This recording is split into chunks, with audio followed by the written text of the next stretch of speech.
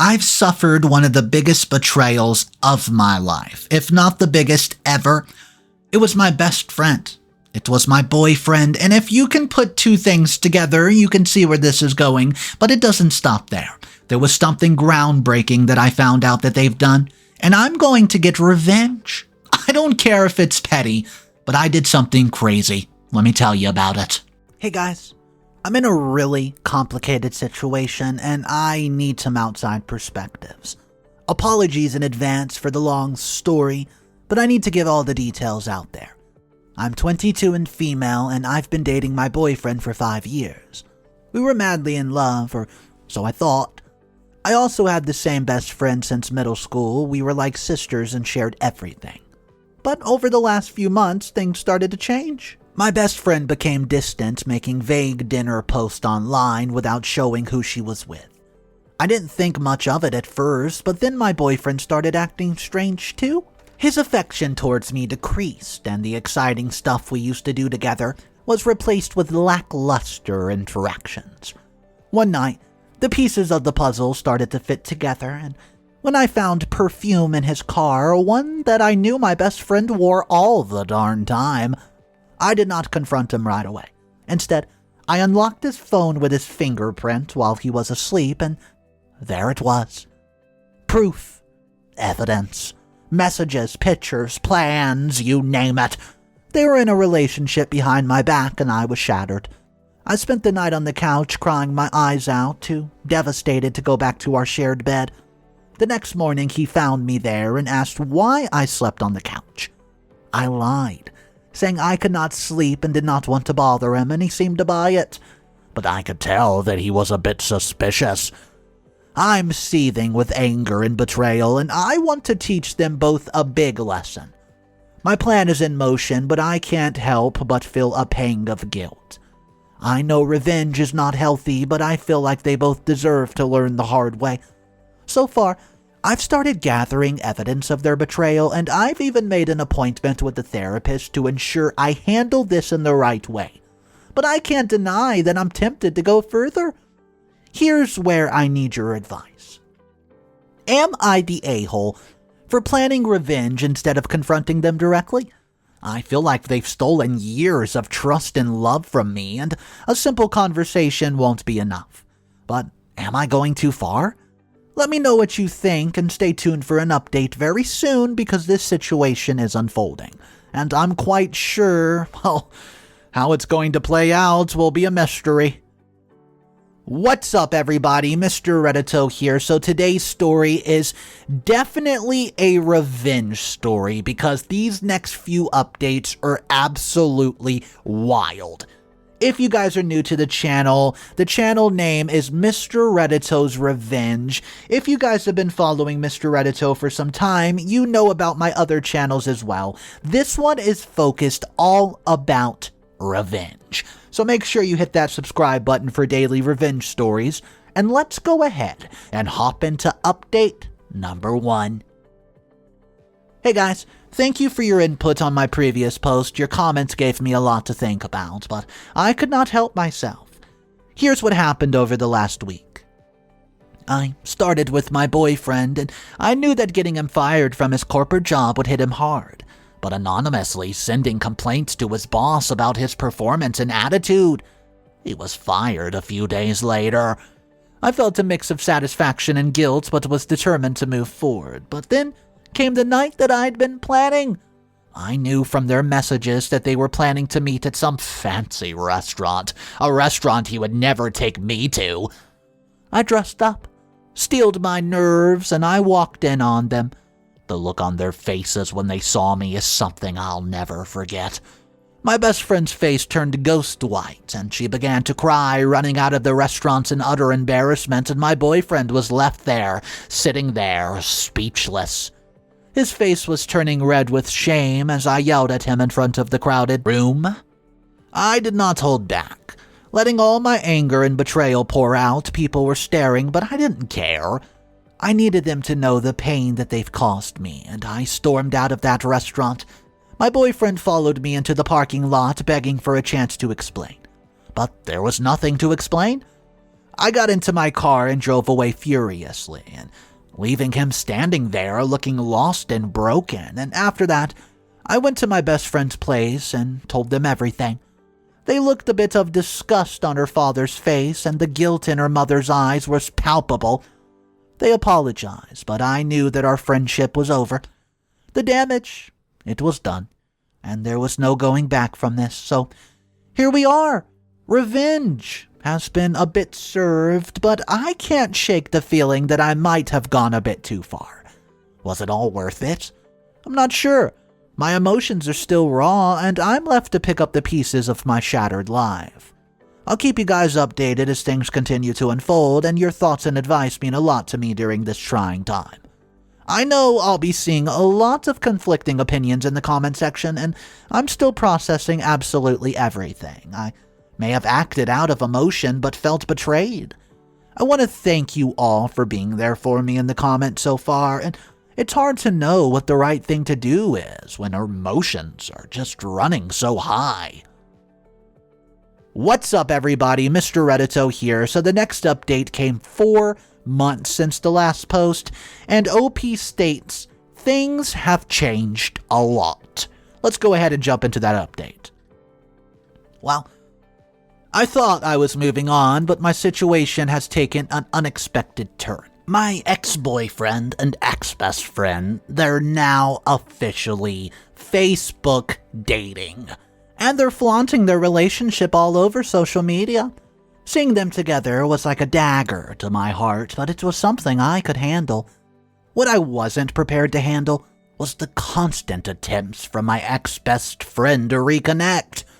Despite dating my ex-boyfriend, she keeps reaching out, apologizing, and even asking for forgiveness. But the betrayal, it just runs a bit too deep, and I cannot bring myself to trust her or even want her back in my life. I've been trying to rebuild, make new friends, and find happiness again, but every time I go out locally, I seem to bump into them, and it ruins my entire night. Last night was the breaking point. I was out with some newer friends having a great time, and I spotted them at the bar. I'd had not too much to drink, and my emotions got the best of me. Well, separating from my group, I confronted them again. I told my ex-boyfriend what I've done to get him fired, and his face turned to pure rage. The verbal argument that ensued was loud and messy, and we were all told to leave by the bar's management for causing such a disturbance. As I left, I was overwhelmed with confusion and anger at myself for letting it happen again. Was it guilt? Was it betrayal? Or pleasure that I was feeling? I wasn't sure, but I knew I'd made a mistake. I Ubered home that night, and a mix of emotions swirling within me, and I felt lost. Still tethered to the past, unable to fully move on, I know I need to find a way to let go, but it's easier said than done. Any advice or perspective would be greatly appreciated. Edits. Guys, I just want to add this in. Thank you everyone for your continued support and advice. I'm seeing a lot of recommendations for therapy, and I think it might be time to seriously consider it. The pain is still very fresh, and I need to find healthier ways to cope. Your words mean the world to me. I'll update soon. Final update. Here it is. Hey guys, so your support throughout this ordeal has been a lifeline for me. I never thought that I'd be here, updating you on such a positive note, but here we are. A lot has changed since my last update, and I'm excited to share it with you all. After the debacle at the bar 3 months ago, I knew something had to change. I was still trapped in a cycle of anger, betrayal, and confusion, unable to move past what my ex-boyfriend and best friend have done to me. This was all new territory for me, and I was just floundering. I decided to seek professional help and started attending therapy sessions. It was so tough at first, opening up about my feelings and vulnerabilities, but my therapist was patient and kind. We worked through my emotions and dug into why I was reacting the way I was. My therapist suggested something that I never thought I would consider: moving away, starting fresh. The idea seemed both terrifying and exhilarating, and I'd always dreamt of living close to the coastline, feeling the ocean breeze in my hair, and watching the waves crash against the shore. But could I really do it? Could I leave everything behind and start new?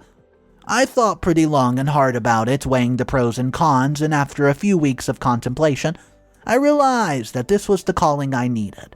It was time to embrace a new chapter in my life, and the move itself was a whirlwind. Packing up years of memories, saying goodbye to familiar places and faces, and just driving towards an uncertain but hopeful future? The coastline welcomed me with open arms, however, and I settled into my new place, and I felt a profound sense of peace and renewal. It did not take long for me to finally meet some new friends. They were warm, understanding, and even shared my interests. I felt a connection that I had not felt in a long time, and it was a breath of fresh air. But here's the craziest part of the update. I even met a guy. Someone who makes me laugh, listens to me, and treats me with a bit of respect and kindness that I crave. We've been talking, getting to know each other, and I can't help but feel a spark that I have not felt in ages. Life has changed for the better. I love my new friends, my new surroundings, and the new direction my life has taken, but there are moments, quite moments, when I'm alone in my thoughts and that I still feel a bit of guilt. I wonder if I could have handled the situation differently. I think about my reactions, my choices, and the path I took to get there. But as I stand on my balcony overlooking the endless expansion of the sea, I realized that those choices, however imperfect, led me to where I am today. I've learned to forgive myself, to accept the past, and to embrace the present, and I found joy in places I never thought that I would. And I'm grateful for every twist and turn that brought me here. I want to thank each and every one of you for being a part of this journey. Your words, your encouragement, and your wisdom have been instrumental in helping me to heal and grow. What's up, everybody? Mr. Reddito here. So now we're going to check out the comment section of this story. That was all the updates from the original poster, but I've compiled 4 updates, and yes, these updates definitely have different opinions. So I want to know in our comment section down below which commenter you agree with the most. There's 4 comments, so let's jump into the first one. That is calling OP the a-hole. Comment Number 1. Honestly, I think OP is a bit of an a-hole for getting her ex-boyfriend fired. I understand that betrayal hurts, but this was a step too far. I can see why she felt that way, but it does not make it right. But not the a-hole for moving on, but yes, you are the a-hole for the revenge. Comment Number 2. Everyone sucks here. This whole situation was just so messy. OP's ex-boyfriend and best friend were definitely wrong for cheating, but OP's reaction, especially getting her ex fired, was out of line. I'm glad she found therapy and a new start, but everyone here made such poor choices. Comment number 3 says, hey, I have to disagree with the others here.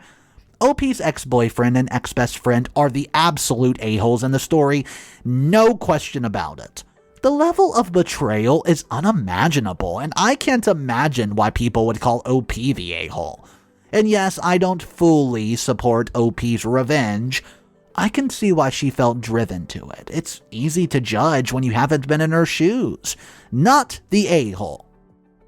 And comment 4, final comment of the story before we hop into Mr. Reddito's opinion, says, the story is a roller coaster. I think OP's ex-boyfriend, the real a-hole here, cheating on your partner with her best friend is beyond despicable. Yeah, OP's revenge was extreme, but she was reacting out of deep pain and betrayal, and her ex-best friend's role can't be ignored. But the ex-boyfriend's betrayal stings the most. You are the a-hole for the ex-boyfriend, and everyone sucks here for the revenge. Okay, so we just read some of the comments from the comment section, and I do want to know where you guys fall. Not the a-hole, everyone sucks here, you are the a-hole. In my personal opinion, I could understand why they're saying everyone sucks here, because OP went on a revenge spree, and she did get her significant other ex fired, but I still don't think that makes her the a-hole. So in my opinion, I'm saying Not the a-hole is my answer for this story, but I do want to hear from you guys. So, which comment did you relate with the most? Drop it down below in our comment section. I'll see you guys in the comment section. And if you're new to the channel, this is Mr. Reddito's Revenge channel, where all of the stories are revolving around some sort of karma, petty revenge, and some very nuclear revenge type stories. So let me know your thoughts about that, guys. Drop it in the comment section. I'll see you guys there. Have a fantastic day, and remember, it's cool to be kind. See ya.